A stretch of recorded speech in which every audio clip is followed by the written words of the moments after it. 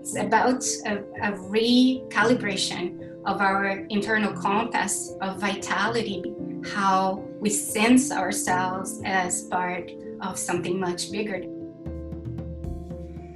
Welcome to What Could Possibly Go Right, a project of the Post-Carbon Institute. We interview cultural scouts to help us see more clearly so we can act more courageously. I'm Vicki Robin, your host. My guest today is Vanessa de Oliveira Andreotti. I will read her credentials in a sec, but I want to put my own words on my sense of Vanessa. She resolutely stands between academia and Indigenous wisdom, working with a team of academics, elders, and students to distinguish the agonies of modernity and decline and to embody the humility and responsibility of stewardship. Perhaps that's as opaque as Vanessa's official biography, but it points to the enormity of the dedication to let modernity in us die and let a new and ancient human blueprint be born in us. And so officially, Vanessa holds a Canada Research Chair in Race, Inequalities and Global Change at the University of British Columbia in Vancouver, BC. And drawing on different critiques of colonialism and human exceptionalism, her research examines the interface between historical, systemic, and ongoing forms of violence and the material and relational dimensions of unsustainability within modernity. Vanessa is one of the founding members of the Gesturing Decolonial Futures Collective and In Earth's Care, an international network of Indigenous communities located mostly in Canada and Latin America. We love bringing you these inspiring voices and invite you to chip in some financial loves so we can keep doing it. Now, here's Vanessa. Welcome to What Could Possibly Go Right, where we ask cultural scouts, people with a long view and a deep knowledge, to put on their headlamps and peer into the fog and tell us what green shoots they see, what possibilities are opening up as old systems are unraveling. Yeah, and welcome, Vanessa. As you and your colleagues well know, we're in a time of pandemic with no end in sight and economic precarity and racial justice uprising and extreme polarization and on and on and on. Yay, 2020. And I'm particularly interested in how you will answer our question, because you seem to not just talk about what's wrong and how to fix it, but talk from a more Indigenous way of seeing the world.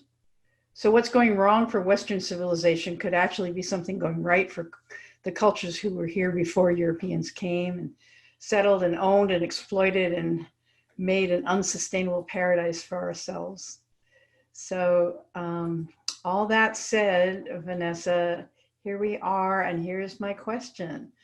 Given all of that, what could possibly go right? So first of all, thank you so much for the invitation to talk today. I think I'm going to start with the proverb that we have in Brazil. I was born and raised in Brazil. And in Brazil, we say that in a situation of a flood, it's only when the water reaches your hips, your bum actually, only when the water reaches the bum that it's actually possible for people to swim. So as the water is only at the ankles or at the knees, it's only possible to walk or to wade. And I work with a collective of artists, researchers, Indigenous knowledge keepers that uses this metaphor to talk about what's happening today, the situation of social and ecological collapse, and also to offer an analysis of the violence and unsustainability of what we call modernity coloniality, the systems that underwrite our livelihoods. But I think what's important in the analogy is that we can only see what's going to be possible. We will only be able to see what's going to be possible as the water reaches the bump, right? So if the water is only at the knee, we can only walk and be who we have come to be and learn from the process, from what's violent and unsustainable in the current system. So as the water is rising, and the temperatures are rising as well in climate, in the climate emergency.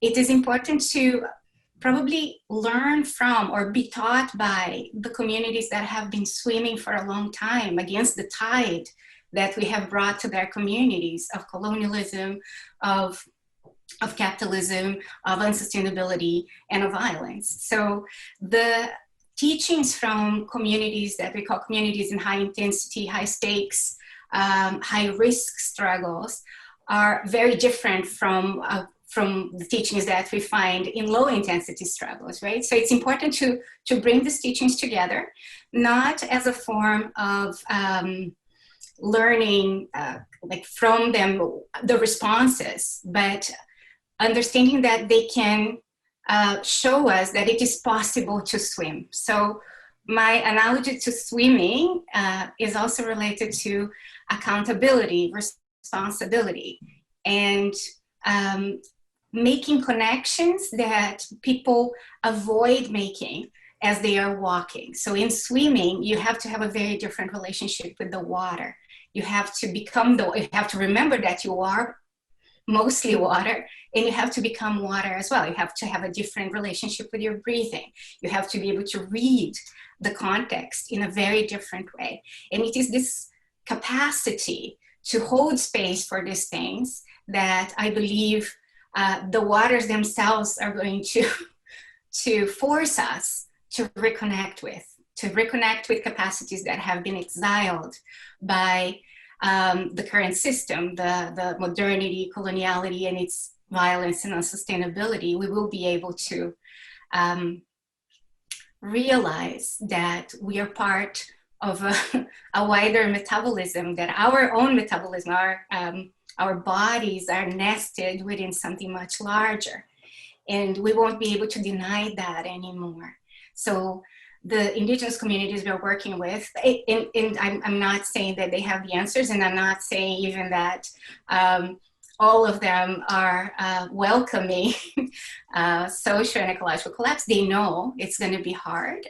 They call it the collapse of the house that was built through colonialism.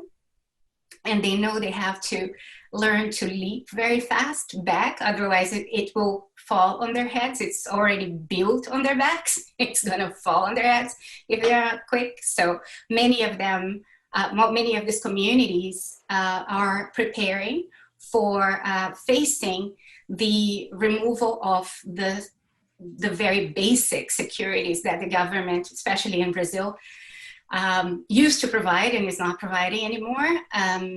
But what we say collapse, the way we understand collapse, for them is something else, right? So what we may be afraid of or forecast in terms of lack of access to certain securities and welfare has not been the case already for many communities. And this connection between it not being the case for many communities and us having access to that as a result of these other people not having access is something that we will probably start to realize more and more.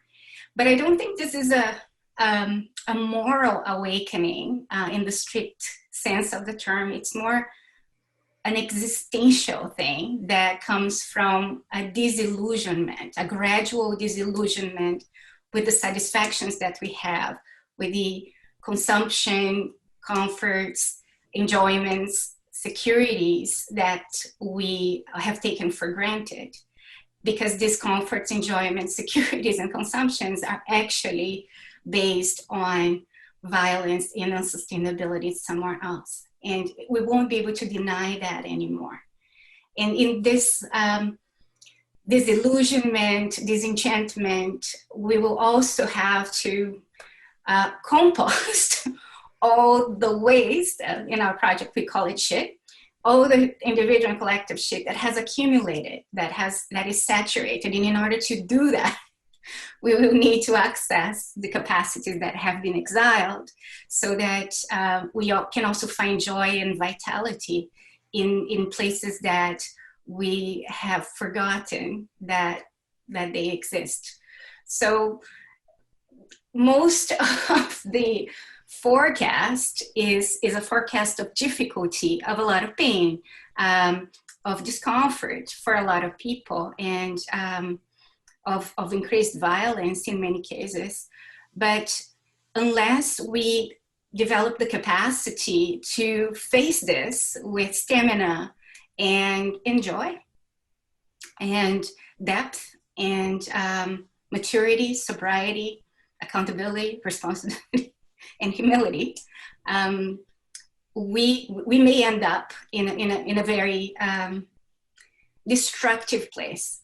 But if we can activate these other sensibilities and these other capacities for hold space for these things, and walk with the storm that we need to face together, I think there is much to be learned and much to be experienced in terms of creating new possibilities for existence as we offer palliative care and as we hospice what is dying, as we learn to face death in a different way, as we shift our relationship with pain.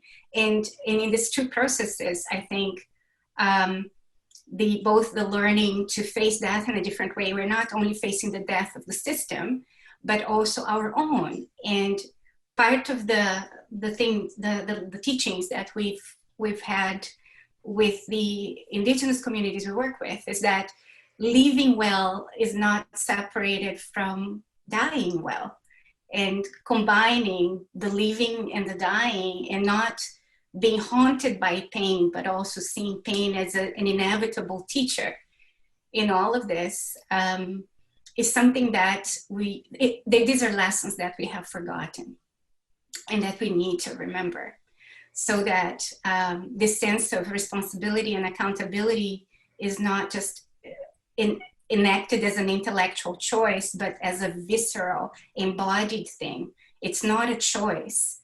It is something that will happen and that will come through you once you declutter all these distractions and addictions, especially the addiction to consumption of everything, right? And when I talk about consumption, I'm not only talking about consumption of stuff, but I'm talking about consumption of relationships, consumption of experiences, consumption of critique, consumption of ideas about the end of the world, as we know it. So it's about a recalibration of our internal compass of vitality, but fundamentally how we sense ourselves as part of something much bigger than ourselves. And as we sense our temporality, not just related to our lives, our individual lives, but to the greater metabolic life of the planet itself, and not just of human beings, but of non-human entities as well. Wow.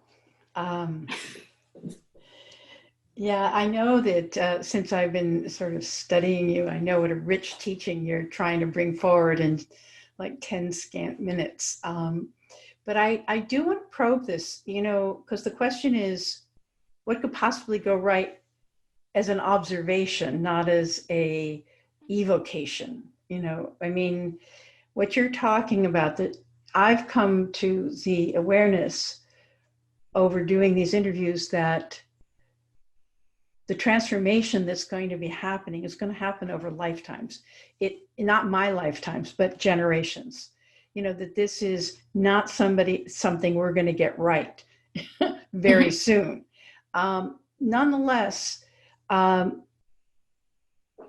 there are people who've gone further along this path, whether it's the Indigenous communities you're working with, or Indigenous communities around the world, or retired school teachers tending their gardens. It's not. There are people who are already on this journey. They know the water's up to their bum, and they also feel a sense of responsibility to basically, be lifeguards or whatever you want to call it. So And I love that you actually use this metaphor of the river or the flood, because it's similar to the Hopi prophecy that we've been imbued with over the last decades, and the river is getting swift. We let go of the bank, let go of trying to stand up, and just find your people. So the question I'm trying to get around to really is, where do you see this capacity for holding space for the changes emerging, and people who are decluttering and creating the conditions in their lives and in their communities? Where is this happening, and where can people look, not just to run off and join the commune, but where can they look to see, okay, I see how people are preparing for these changes that you're talking about? I think this is a very important question, because in my experience with groups working in alternative education, for example, or social innovation, both in terms of the environment, in terms of society, it's very easy to fall back into the same paradigm and think that you're innovating when what is actually driving this is something else. So when I've seen the water reaching the bum of people, you see a shedding of arrogance that is actually very rare in this work. I saw it the last time with somebody who was in the middle of the fires in California and had lost her house, and at that moment realized the pain, a collective pain that she hadn't paid attention to before. I also saw it in young people I've worked with who could see the school trying to numb, but felt a pain that was described as a phantom limb pain that then was explained by Indigenous people as collective pain that could not be named in mainstream culture. So this collective pain can only be held with collectivized hearts. An individual heart is overwhelmed by collective pain. So the capacities for this kind of work usually happen through a painful incidence that makes it impossible for us to disconnect with a deeper level of pain, that and to take that pain as a teacher. And that level of arrogance where your narcissistic mirror breaks. It's not about your self-image anymore. It's not about becoming even a role model anymore. You see yourself in the middle of the complexity of everything. And you need to, we say, in order to help, we say we need to see ourselves as cute and pathetic in this enormity of what's going on, right? So figuring out, seeing yourself from a very different standpoint, allowing these affective forecasts that we have of fear, of insecurity, of wanting an expansion, always an expansion of entitlements or unrestricted autonomy, to shift towards this desire or yearning for it's not a yearning for, it's a yearning that manifests responsibility, but it's a yearning for health, for healing, and for a different kind of joy that cannot be consumed, because it interpolates you, it appears and transpasses you. So, and it's not a choice. It's not a choice between either doing this or doing that, and it's not being done for people to feel good or look good or move forward. It's done for its own integrity. So it's we in our project we talk about accessing this medicine that we all have, this medicine, these different medicines, and learning to cook it and to integrate it with other medicines, so that when we act, we do not act out of self-interest. We act out of the biointelligence or the metabolic intelligence. And we do what needs to be done rather than what we want to do. So decentering the ego, disarming affective landmines, decluttering existence, and getting out of the distractions so that we can disinvest in the pleasures of what's dying, and be able to create and hold space for everything that wants to be born without suffocating it with our projections and expectations and anticipations, is something that we all, I think, trying to learn how to do, and having events forcing us in this direction. Then I think it looks like an evocation, but I think in Indigenous perspectives on the use of language, an invocation is also a manifestation of something, right? So language is not something that describes something, it moves the world. It's an entity, it's a living entity that moves the world. So by saying what we observe, but also what needs to move, we are moving it in many ways, right? So the call for maturity, for sobriety, accountability, responsibility, humility, for shedding arrogance, and for being together in very different ways, for the interruption of the addiction to consumption, for growing up and showing up differently to each other and to the world at large, I think is at the core of what we've been trying to learn. And we know how difficult it is. Yeah. I love that you're talking about maturity, because this has been my intuition that it's a question of maturation, mm-hmm. and that a rite of passage, like mm-hmm. think of rite of passage, you think, oh, I'm going to go and some holy person is going to put me up in the mountain for 3 days and I'll have a vision and then all will be well.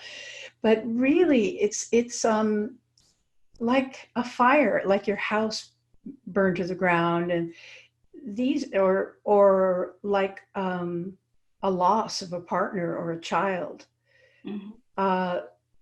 These are like major disruptions in the continuity of your story, and you have to make sense of them. And what you used to make sense of things isn't available to you anymore. Mm-hmm. And so it in a way, not to be too lofty, but in a way, this sort of crisis that we're in, this sort of 2020 shit show, that we're in, this is a collective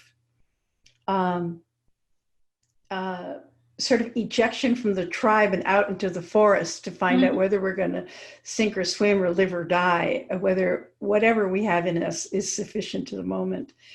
And in a way, also what I'm hearing is that there are peoples who've gone through this dissolution. When Western society landed in the Americas, there was a way of life that went through this dissolution and, has reconstituted the groups as best they can. Mm-hmm. And now, now the trials have come to the doors of the privileged people. And when I say privileged, I don't mean like the 1%, mm-hmm. it's sort of like the global 20%, the people who thought that participation, our successive participation in the dominant story mm-hmm. would protect us, mm-hmm. and the protection is cracking. Yeah. And so there's something I'm hearing in what you're saying about what could possibly go right is really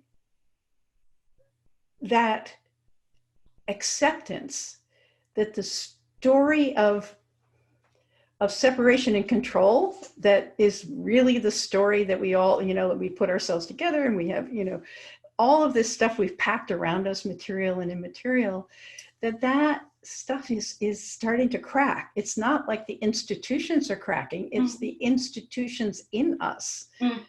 And I know a couple of years ago when I really faced, oh my God, we're not going to fix this. No matter how hard we try, we're not fixing it. And everything I'd done for 30 years was like trying to fix it.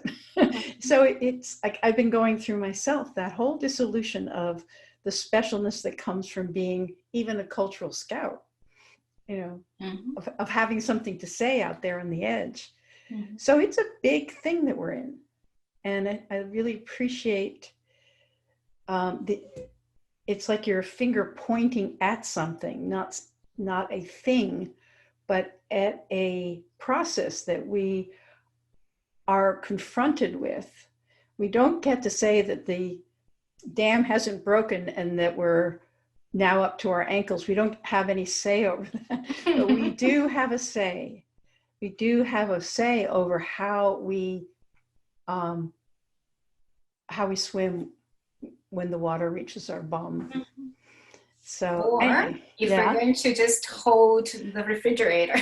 Right. Yeah. Float downstream on your car and your refrigerator and the roof of your house, etc. So yeah, it's a big task that we have again ahead of us, to let the river wash out sort of that mindset of control. Anyway, we're at our end, and but I want to give you a chance, if there's something that you want to say to wind it up, that'd be great. I think something you said about maturity in Indigenous cultures, we human beings are perceived to be the youngest of all other relations, and of the human beings, Western culture is perceived to be the youngest of all relations. So a collective rite of passage that interrupts a form of self-infantilization that has been having out of this protection that you talked about is something that just came up for me as a possible way to explain it as well. So from a mountain of warriors to a mountain of providers would be the way that I've heard it being explained in Indigenous storytelling. So this invitation to eldership, this invitation to see, for example, education from the day you were born as equipping people or preparing people for becoming good elders and good ancestors after they pass away for all relations is something that we have been missing. And that trajectory, I think, is being presented to us by breaking our blessings. How exciting. Everything's falling apart. Anyway, thank you so much. I really appreciate this. I feel like I'm surfing on the edge of your knowledge, and I'm really, really going with you. So thank you. Thank you. Hey, thanks for listening. Don't forget to subscribe and leave us a 5-star review, which will help this hopeful message get out to more people. And check out the Post-Carbon Institute website for show notes and for more guest information. Thanks to all our donors for their support. Thanks also to Cher Miller, Amy Boeringrud, and Clara Winter at Post-Carbon Institute, plus production assistant Michelle Wigg from frugalityandfreedom.com.